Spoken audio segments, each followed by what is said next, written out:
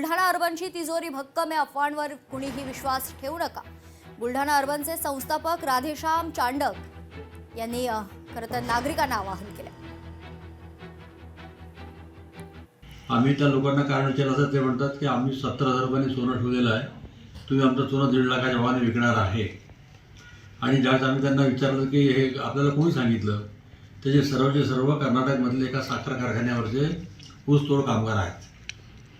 आणि जो कारखाना आहे कर्नाटकमधला, त्या कारखान्याचं कर्ज बुलढाण्यामध्ये थांबवल्यामुळे त्यांना एकदम अडचण निर्माण झाली। आणि त्यांना अडचण निर्माण झाल्यामुळे त्यांनी तिथल्या लोकांना गाड्या करून पाठवलं, तुम्ही जा आणि तुमची गर्दी करा, तुमचं सोनं सोडा, तुमच्या सगळ्या नातेवाईकांना सांगा की त्या ठिकाणी आपल्याला सोनं सोडवायचं आहे। आणि अशा परिस्थितीमध्ये बीड जिल्ह्यात काही संस्था बंद झाल्या, तो धाक लोकांना वाटतो, त्यामुळे लोकांनी गर्दी केलेली आहे। बाकी आम्ही सगळ्यांचं सोनं परत करणार आहे।